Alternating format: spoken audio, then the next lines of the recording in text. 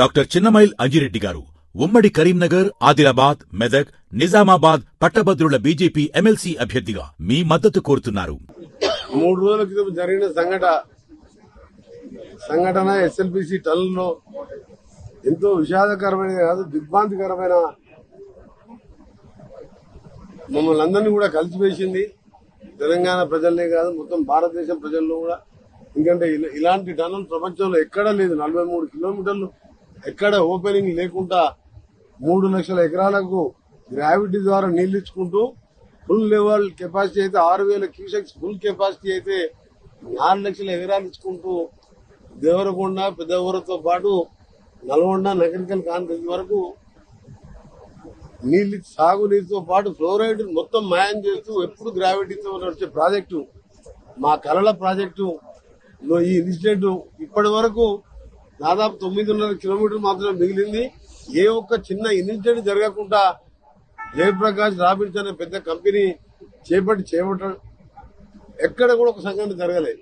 అని ఇంత పెద్ద సంఘటన ఒకటేసారి జరగగానే నిజంగా కూడా అందరం కూడా బాధపడుతూ మాది ఒకటే కోరిక, మాది ఒకటే, మేము దేవుని ప్రార్థించేది ఒకటే, ఫస్ట్ మా కోసం మా ప్రాజెక్టుని కష్టపడటానికి 1000 కిలోమీటర్ల కుటుంబాలను వదిలిపెట్టి అస్సాం, జార్ఖండ్, మధ్యప్రదేశ్, ఉత్తరప్రదేశ్కి వెళ్ళి వచ్చి చిక్కిపోయిన 8 మంది వాళ్ళని ఏ విధంగా ప్రాణాలతో బయటికి తీసుకురావాలనే ఈరోజు మా గౌరవ ముఖ్యమంత్రి రేవంత్ రెడ్డి గారు కానీ, ఇరిగేషన్ మినిస్టర్ ఉత్తమ్ కుమార్ రెడ్డి గారు, జూపల్లి కృష్ణారావు గారు, అలాగే పెద్దలు జానారెడ్డి గారు కూడా రోజు పర్యవేక్షిస్తూ ఈరోజు స్వయంగా ఇక్కడ తెలుసుకొని కొన్ని సలహాలు ఇవ్వడానికి వారు రావడం, ఇక్కడ స్థానిక ఎమ్మెల్యే మా వంశీకృష్ణ గాని, బాలునాయక్ గాని, జయవీర్ గాని, నేను ఈరోజు స్వయంగా రావడం, మధ్యన 2 డేస్ నేను లేకపోవడంతో రోజు ఫోన్లో గంట మాట్లాడుతూ, ఎందుకంటే ఈ ప్రాజెక్ట్ ఇప్పుడు కాదు, వారు చెప్పినట్టు 1981లో అంజయ్య గారు ఉన్నప్పుడు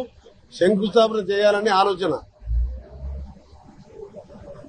కానీ అప్పుడున్న పరిస్థితుల్లో పర్మిషన్ రాక ఆగిపోతే విజయభాస్కర్ రెడ్డి గారు సీఎం గా ఉన్నప్పుడు, పివి నరసింహరావు ప్రధానమంత్రిగా ఉన్నప్పుడు ఒక టీవీఎం టనల్ బోరింగ్ మిషన్ ద్వారా సౌండ్ ప్రూఫ్ మిషన్స్ ఎక్కువ పైన ఉండే వన్యప్రాణులకు ఇబ్బంది కలగకుండా ఈ మిషనరీతో చేయాలని గైడ్ లైన్స్ ఇచ్చి పర్మిషన్ ఇచ్చిన సందర్భంలో 2004లో వీరు హోమ్ మినిస్టర్ గా, నేను ఎమ్మెల్యేగా ఉన్నప్పుడు రాజశేఖర రెడ్డి గారు ఇంత పెద్ద టనల్ అవుతుందా అని చెప్పి ఆయన ఆలోచన, ఆయన డౌట్ వ్యక్తం చేసినప్పుడు మేము చెప్పినాం, రాష్ట్రం మొత్తం జలయోగ్యం చేపడుతున్నాం, పులిచింతలు కడుతున్నాం, మా జిల్లాకు 81కి వెళ్లి ఆలోచన ఇది అని పట్టుబట్టి సాధించుకొని టెండర్లు పిలుచుకొని పని మొదలు పెట్టుకుని దాదాపు 60% పనులైన తర్వాత ప్రభుత్వాలు మారడం, ఆ ప్రభుత్వం ఈ ప్రాజెక్టు మీద ఇంట్రెస్ట్ లేకపోవడం, వివిధ కారణాలతో ఆగిపోయింది. ఇప్పుడు ఈ రాజకీయాల జోలికి పోదలుచుకోలే. మాదల్లా ఒకటే, ఇక్కడ మేము ఉన్నది బాధపడేది, ప్రాజెక్టు ఎందుకో ముందో మళ్ళా చేసుకుంటాం, ప్రపంచంలో ఉన్న టనళ్లు కట్టిన నిపుణులన్నీ పిలిపించుకొని చేసుకుంటాం. కానీ ఆ 8 మందిని ప్రాణాలతో తిరిగి రావాలనే ఆ శ్రీశైలం బండారాన్ని కూడా ప్రార్థిస్తున్నాం. ఎందుకంటే ఈరోజు శ్రీశైలం దగ్గర ఎల్లుండి శివరాత్రి ఉన్నది, వాళ్ళ కుటుంబాల బాధన కాదు, అన్ని మేము ఆలోచించుకుంటే భయం అవుతుంది మాకు. అని ఎక్కడో కూడా మాకు ఆశ ఉన్నది. కొన్ని సంఘటనలలో ఉత్తరాఖండ్ లో 41 మంది 17 రోజులకు బయటకు వచ్చినారు. అందుకని ఇలా ఎన్డీఆర్ఎఫ్, ఆర్మీ, ఎస్డీఆర్ఎఫ్, సింగరేణి, ఇంకా ఆర్మీ వాళ్ళు కొత్త మిషనరీ కూడా ఢిల్లీకి వెళ్ళి తెప్పిస్తున్నా అని చెప్పి వాళ్ళు మన తెలంగాణ ఇన్ఛార్జ్ ఆర్మీ ఆఫీసర్ పడే చెప్పడం జరిగింది. మేము ఒకటే కోరుకుంటున్నాం, తప్పకుండా వీళ్ళు ఇప్పుడు కూడా రెస్క్యూ టీం లోపల ఒకటి ఉన్నది. మొన్న ఉత్తమ్ కుమార్ రెడ్డి తెలంగాణ వారు వెంటనే వచ్చిండ్రు, మళ్ళా నిన్న వచ్చిండ్రు, జూపల్లి కృష్ణారావు గారు వచ్చి స్పాట్ వరకు మునిగిపోయిన వరకు పోయిండ్రు. ఇవాళ మేమందరం ఇంక్లూడింగ్ మా పెద్ద మనిషి జానారెడ్డి గారితో సహా వచ్చి ఇవాళ ఇక్కడ ఉండి మేము వాళ్ళని డిస్టర్బ్ చేయదలుచుకోలేదు. వాళ్ళ పని వాళ్ళు చేసుకుంటారు. అందుకనే వాళ్ళు దేశ విదేశాలలో ఇలాంటి సంఘటనలు జరిగినప్పుడు దీన్ని పరిష్కారం చూపిన వాళ్ళందరినీ కూడా ఇక్కడ పిలిపించినాం. ఆ పనిలో మేమున్నాం. అందుకని మేము రాజకీయాలను విమర్శించినా వాళ్ళ విజ్ఞతకే వదిలిపెడుతున్నాం. ముఖ్యమంత్రి గారు ఎందుకు రాలేదు, వారెందుకు రాలంటే 3 మినిస్టర్లము, కేబినెట్, ఎమ్మెల్యేలము, ఇంతమంది టెక్నాలజీ పెట్టి ముఖ్యమంత్రి గారు వచ్చాయి. ఇక్కడ సెక్యూరిటీ పరంగా కానీ ఈ వర్క్స్ ఇబ్బంది కలగొద్దని వాడు రాలే. దాని మాత్రాన ఇవాళ కేటీఆర్ ఎటు కూడా ట్విట్టర్ దొరికిందని చెప్పి ఇది మంచి పద్ధతి కాదు. కేటీఆర్ నువ్వు కొంచెం సంస్కారం నేర్చుకో. నువ్వు ఈ రాజన్న సిరిసిల్లాలో పోయిన 3 ఏళ్ల కింద కాళేశ్వరం కడుతున్నప్పుడు 7 మట్టి జల సమాధి అయ్యిండ్రు. నువ్వు పోయి చూసినావు. అప్పుడు నీకేం పని ఉండే? 3 సంఘటనలు జరిగి 12 మంది చనిపోయారు కాళేశ్వరం ప్రాజెక్టు కడతప్పుడు. ఒక సుక్క ప్రాజెక్టు నీళ్లు రాలే.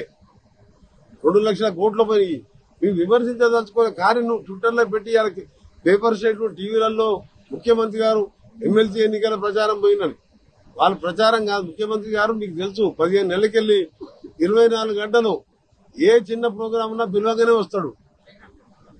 మీ నాయనలాగా 15 నెలలు ప్రతిపక్ష నాయకుల ఫామ్ హౌస్ లో పండుకోలే, 10 ఏళ్ళు ముఖ్యమంత్రిగా ఫామ్ హౌస్ లో పండుకోలే. కానీ ఈ రోజు వర్క్స్ డిస్టర్బ్ అవుతుంది, రెస్క్యూ టీమ్స్ ఉన్నాయి అని మమ్మల్ని పంపించి మేము ఇక్కడ ఉండి మేము అన్ని చూసుకోవడానికి ఇక్కడ ఉన్నాం.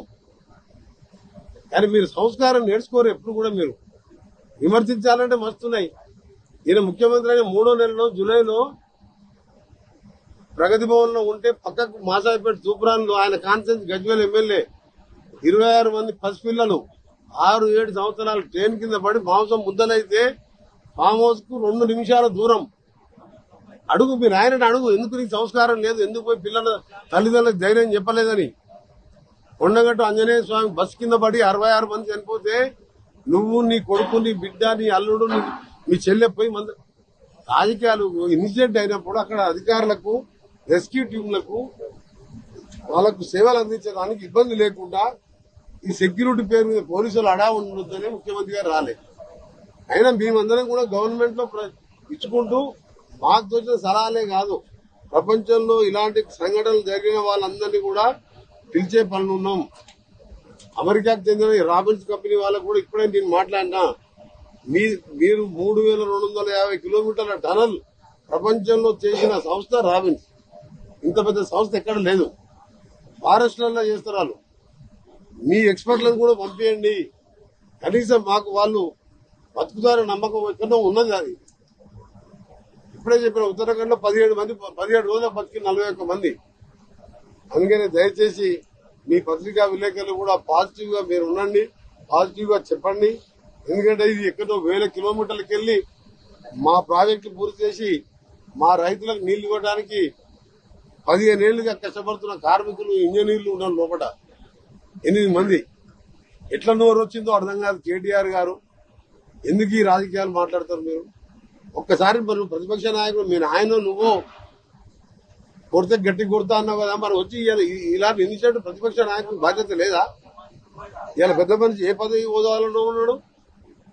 2 రాష్ట్రాల్లో సీనియర్ అయినా ఈ వయసులో కూడా వచ్చి సలహాలు ఇస్తూ వాళ్ళందరికీ కూడా మీరు తొందరపడకండి, ఏ విధంగానన్నా బతికించండి అని చెప్పి ఆయనకున్న అనుభవంతో ఇవాళ చెప్తుంటే ప్రతిపక్ష నాయకుడు ఎక్కడున్నాడు? ఏం పని ఉన్నది ఆయన ఫామ్ హౌస్ లో? అందుకనే మేము ఎవరు తిట్టొద్దు అనుకున్నా నేను. కానీ ఇప్పుడే ట్విట్టర్లో, టీవీలలో చూసిన ఫామ్ హౌస్ 3 కిలోమీటర్ల 6 ఏళ్ల చిన్నపిల్లలు మాంసం ముద్దలైతే చూడలేవు. మీకు ఏం మాట్లాడతారా మీరు రాజకీయాలు? ఎందుకు? మేమందరం కూడా ఇక్కడనే ఉంటాం. నేను ఇక్కడనే ఉంటా, బాలనాయక్ ఉంటాడు, మా జయవీర్ ఉంటాడు, ఎమ్మెల్యే గారు ఉంటారు, జ్ఞానారెడ్డి గారు కూడా సలహాలతో పాటు ఉత్తమ్ కుమార్ రెడ్డి గారు మళ్ళా వస్తారని చెప్పిండు. మిలిటరీ ఢిల్లీలో ఉన్న ఆర్మీ చీఫ్ తో కూడా మాట్లాడాడు. ఇంకా కొంచెం స్పెషల్ ఎక్విప్మెంట్ తెప్పిస్తున్నాం. ఎందుకంటే ఏమన్నా మనకు దొరికితే వాళ్ళని ట్రాలీల లాంటివి దొరికితే తీసుకురావడానికి. నిన్న పోయిన పరిస్థితికి ఇవాళకి కన్వేయర్ బెల్ట్ లెవర్ వరకు ఆ మడ్డు నిండిపోయిందంట. నిన్న అది మడ్డు ఆ బెల్ట్ లెవర్ కింద ఉంటే దాని మీద నడుచుకుంటూ పోయిన కిషారావు గారు 2 కిలోమీటర్లు. కానీ ఇవాళ బెల్ట్ కూడా మునిగిపోయిందని పొద్దున పోయిన టీం చెప్పాను. ఇప్పుడు ఒక టీం జోపుడికి పోయింది. ఆ టీం బయటకు వచ్చిన తర్వాత మాకు మళ్ళా ఎక్స్ప్లెయిన్ చేస్తారు. ఆ తర్వాత నేను కూడా పోవాలని ఆలోచించి ఏ విధంగా చేయాలో ఆలోచిస్తున్నాం. మీరందరూ కూడా సహకరించాలని విజ్ఞప్తి. ఇక్కడ ఎవరు కూడా వర్క్ చేసే టీం డిస్టర్బ్ చేయొద్దు. రాజకీయాలు మా ప్రతిపక్ష నాయకులకు కూడా చెప్తున్నాం, మీకు వస్తే మీరు కూడా వచ్చి మా కుటుంబాలకు ధైర్యాన్ని ఇవ్వండి. అందరం ఉన్నాం, అందరం దేవుణ్ణి ప్రార్థిద్దాం, వాళ్ళు బతికి రావాలనే కోరుకుంటున్నాం.